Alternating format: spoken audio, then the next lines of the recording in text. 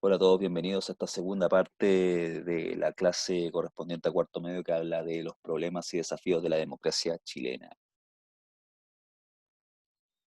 En este caso, como vimos la clase anterior, estuvimos trabajando algunas temáticas relacionadas con los desafíos que enfrenta la sociedad chilena en la actualidad, que sería el respeto a las minorías, la violencia en Chile y la pobreza y la desigualdad. Ahora vamos a enfocarnos a otras dinámicas y especialmente lo que es el pluralismo en los medios de comunicación. Cuando hablamos de este concepto, tiene que ver con la diversidad de opiniones que deben tener los medios de comunicación en una sociedad moderna, democrática y que no se dan mucho en Chile. En este caso, el pluralismo tiene que darse bajo estas tres ideas o ejes principales. Uno, el principio de libertad de expresión, en la cual debe haber libertad de emitir opinión, debe haber un acceso a fuentes de información y divulgar sin censura ni obstrucción. Además, también debe haber libertad para fundar, editar y mantener medios informativos. Y lo más importante, el principio de la diversidad cultural, o sea que el medio de comunicación divulgue la diversidad de opiniones que existen en nuestro país y la diversidad cultural, étnica, de identidad de género, sexual, religiosa que existe en nuestro país. ¿Qué es lo que ha pasado en este último tiempo?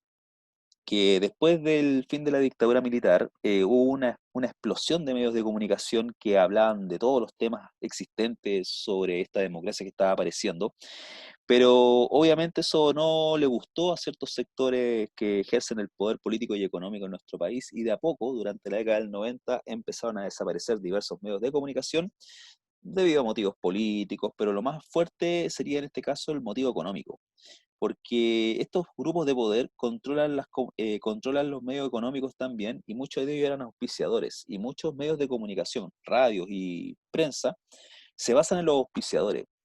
Por lo tanto, si eso significaba un conflicto con un grupo de poder, le quitaban solamente el acceso a los auspiciadores y moría ese medio. Y de a poquito empezaron algunos grupos de prensa a comprar medios, fusionarse con otros y empezó a haber una concentración de los medios de comunicación. Y eso es netamente un atentado contra los principios de la democracia, ya que la concentración de medios de comunicación en pocas manos o en pocos grupos económicos puede generar un discurso hegemónico. Tenemos varios ejemplos de por medio. Tenemos el caso de El Mercurio, el cual es dueño el grupo Edwards, que obviamente representa un sector de la élite en Chile, que está más asociado a la derecha, y tenemos en este caso Copesa, que pertenece al grupo Said, que también representa dicho sector político, eso en la prensa. Además que ellos manejan también medios de comunicación como radios, revistas e incluso portales de internet y hegemonizan ese discurso a nivel nacional sobre diversos temas, obviamente la visión que dicho sector quiere que sepamos. También a nivel de televisión tenemos la realidad de Canal 13, que pertenece al grupo Luxich. Tenemos también Mega, que pertenece al grupo Heller. Y además también tenemos TVN, que es del Estado, pero es el canal del gobierno de turno. Por ende, también representa ciertos sectores de interés. No podemos ver mucho tiempo, no hemos visto muchos medios del otro lado que plantean una visión diferente porque al no tener auspicio económico solamente funcionan con aportes personales o aportes de buena voluntad. Por eso tienen poca cobertura. En ese sentido, todos preguntarán qué pasa con Chilevisión, qué pasa, por ejemplo, con la red.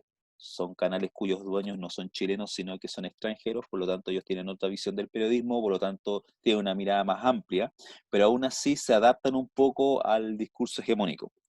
Por ende, no hay pluralismo en Chile y generalmente se habla de que los verdaderos medios están en Internet, especialmente en las redes sociales, especialmente en los medios alternativos. En cierto aspecto es válido que existan, pero la idea es también que estén presentes a nivel macro para las personas que no tienen mayor acceso, que hayan periódicos que tengan visiones diferentes, que no haya censura en el trabajo periodístico, porque también los periodistas en cierto proceso, en ciertas situaciones también se ven como impedidos de ejercer abiertamente su profesión debido a estas trabas políticas y económicas que presentan las empresas. Otro elemento importante que tenemos que destacar acá es la transparencia y la probidad. En este caso, ambos conceptos son uno de los principios del Estado de Derecho en Chile y vamos a refrescar un poquito la memoria con ambos términos. En el caso del término de transparencia, el concepto más simple es que es decir la verdad sobre un hecho ocurrido en un momento y lugar determinado.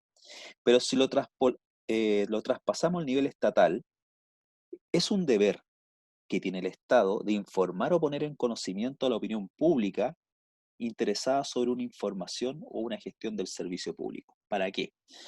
Porque la gente tiene derecho a saber cómo funciona una institución pública. Por eso existe una ley que se llama Ley de Transparencia. ¿Cuál es la finalidad? Que la gente consulte, analice o lo investigue y en este caso también fiscalizar y sancionar. ¿Por qué? Porque la idea de la transparencia para el Estado es que informe como corresponde lo que ellos hacen.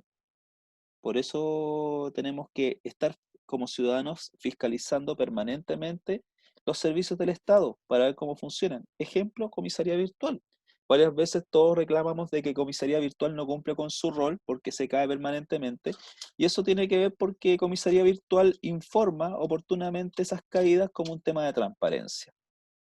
Si funcionaran de otra forma o ocultaran información, obviamente sería otra la historia, pero es una función que cumple el Estado en la cual el carabinero se debe ver obligado a permanentemente informar a la opinión pública que se les cae la página y que se van a comprometer a arreglarlo. ¿Para qué? Para que la gente siga fiscalizando. Esa es la función que tiene la transparencia.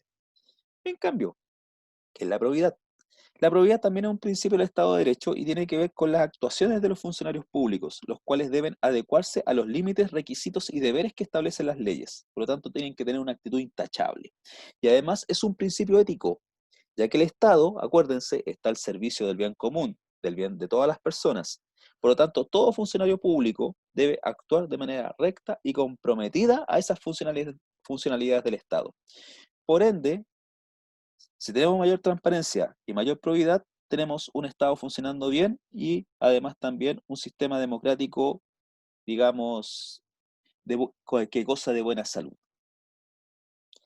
Con respecto al tercer tema, que sería el desarrollo sostenible, este concepto es un tema que aparece casi a finales del siglo XX. Antiguamente no lo tomaban mucho en cuenta, pero cuando empezó a aumentar los índices de contaminación, empezamos a hablar ya de cambio climático, empezamos a hablar de la capa del agujero de la capa de ozono en la Antártica, empezó a cundir una cierta preocupación dentro del mundo científico en lo que qué le va a pasar a nuestro planeta si es que seguimos contaminando más.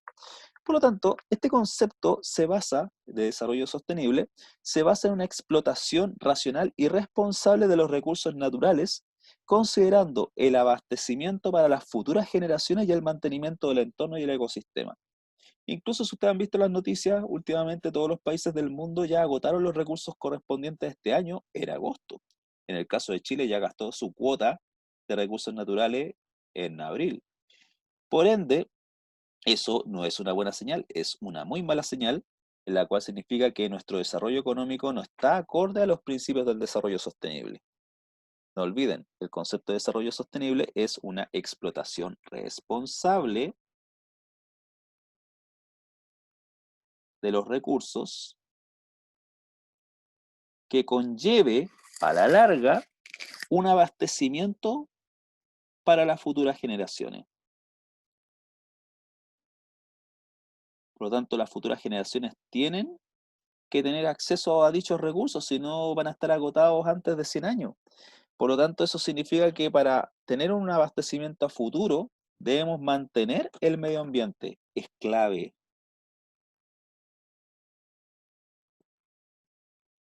La historia un poco de este desarrollo sostenible. Este concepto empieza a desarrollarse más fuertemente a través del informe Brundtland, que fue un documento que elaboró la ONU en 1987, el cual establece el concepto de desarrollo sostenible, el cual se los voy a leer, dice: satisfacción de las necesidades de la generación presente sin comprometer la capacidad de las generaciones futuras para satisfacer sus propias necesidades. O sea, lo que les comenté anteriormente, que es lo que busca el desarrollo sostenible. Una explotación responsable, racional, pensando a futuro, ya, para las nuevas generaciones, pero con la condición de mantener el medio ambiente.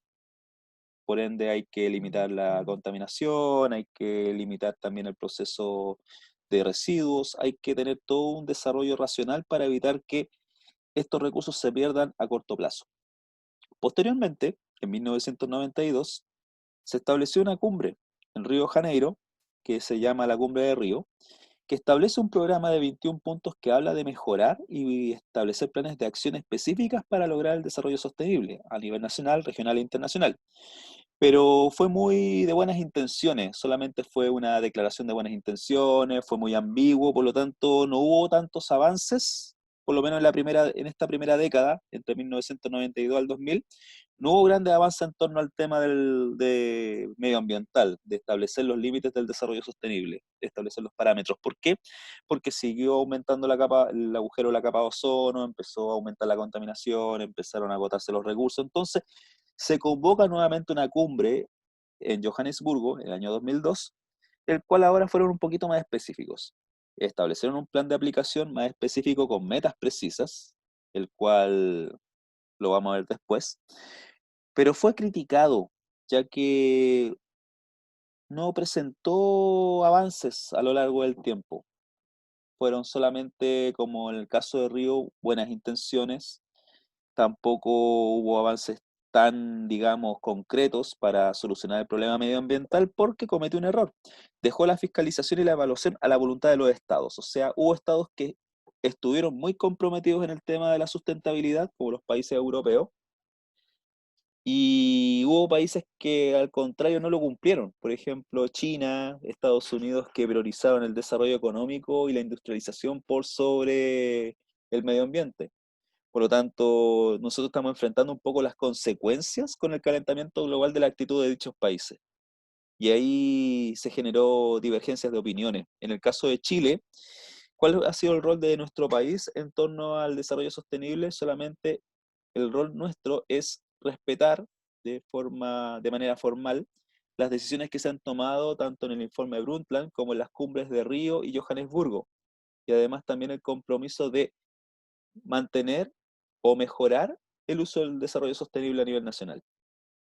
Uno de los elementos muy importantes que establecen en este caso las cumbres del desarrollo sostenible es que se establecieron ciertos objetivos. El año 2000 se firmó o se estableció los objetivos del milenio, en el cual los países se comprometieron a que de aquí a 15 años, estamos hablando de 2015, pero se pospuso hasta el 2030, se debían cumplir 17 propuestas, entre ellas el fin de la pobreza, establecer el hambre cero, salud y bienestar, educación de calidad, igualdad de género, agua limpia y saneamiento, energía asequible y no contaminante, trabajo decente y crecimiento económico, industria, innovación e infraestructura, reducción de la desigualdad social, ciudades y comunidades sostenibles, producción y consumo responsable, acción por el clima, vida submarina, vida de ecosistemas terrestres, paz, justicia e instituciones sólidas y alianzas para lograr los objetivos.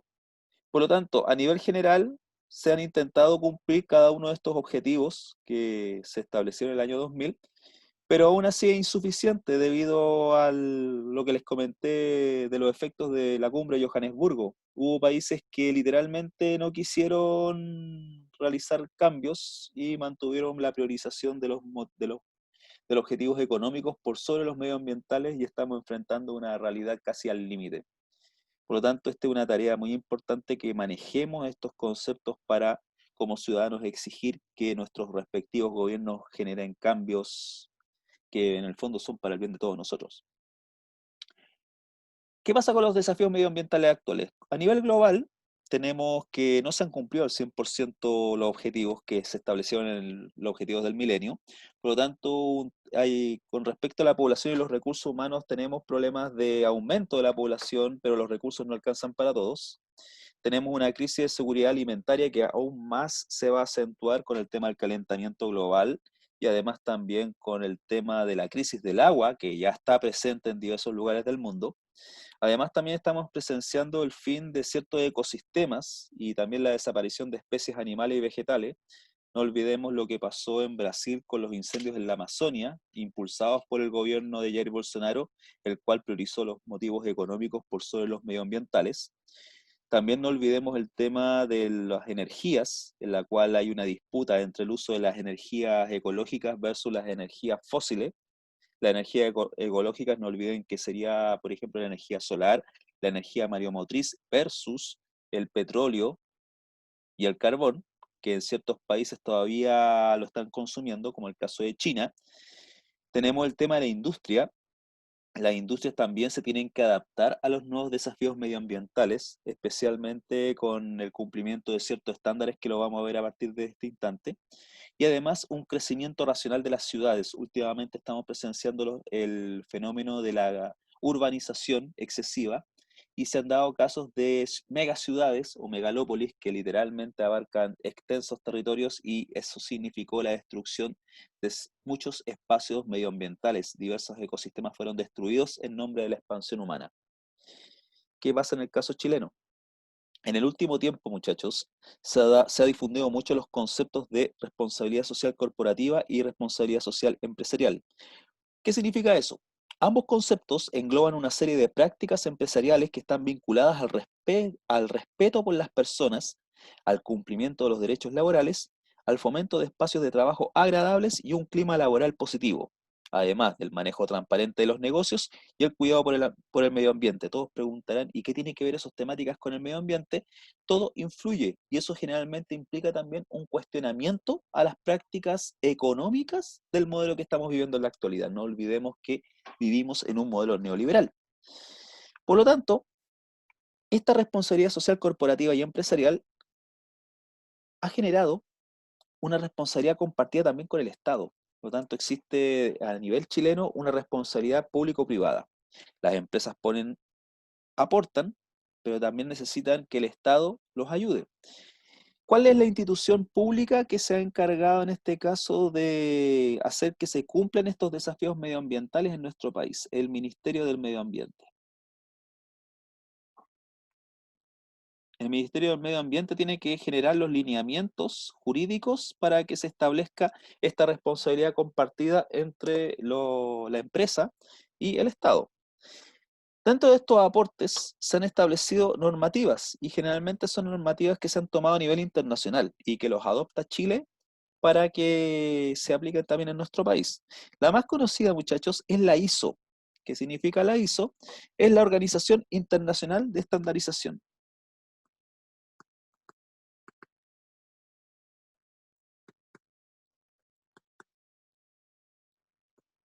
¿Qué quiere decir con eso? El ISO generalmente lo que busca es que establece la norma ISO 2600 de 26000, quiero decir. La normativa ISO 26000, que establece en estos casos cuáles serían las prácticas necesarias para cumplir con la responsabilidad social de una empresa. Entre esas iniciativas que toma la normativa ISO 26000, establece el cumplimiento de la disminución del CO2 o la aplicación de estudios de impacto ambiental, que son muy importantes para establecer proyectos de desarrollo en nuestro país. Ningún proyecto de desarrollo puede ser aprobado si es que no cumple con esos principios, especialmente lo que es el estudio de impacto ambiental. Por lo tanto, es un requisito que se incorpora dentro de los reglamentos de todos los proyectos que debe tener un estudio de impacto ambiental para la construcción de cualquier proyecto en nuestro país. Puede ser proyecto de creación de edificios, de creación de infraestructura portuaria, infraestructura de aeropuertos, carreteras, represas. Todo tiene que tener un estudio de impacto medioambiental, porque en este caso, si no lo cumple, estaría faltando a la normativa que se aplica a nivel internacional y que nuestro país también adoptó. Acuérdense, estamos viviendo en un proceso globalizador. Por último, para terminar, reforzar estas tres grandes ideas. Una democracia sana requiere de medios de comunicación libres y pluralistas para comunicar la diversidad de opinión. La concentración de los medios daña la democracia ya que impone una visión hegemónica. No olviden nunca eso, chiquillos. Tiene que haber diversidad de opiniones, muchachos, porque una democracia con un discurso hegemónico no es democracia. Estaríamos viendo otro régimen político. Incluso si es por dinero, peor. El Estado debe facilitar la información de sus actuaciones por medio de la transparencia para que haya una mejor fiscalización de sus actos. Por eso es necesario este concepto, la transparencia. Es además un principio del Estado de Derecho. A través de la probidad, que también es otro principio del Estado de Derecho, la sociedad exige que sus funcionarios tengan una conducta intachable de colaboración a los fines del Estado. No olvidemos que el fin último del Estado es el bien común.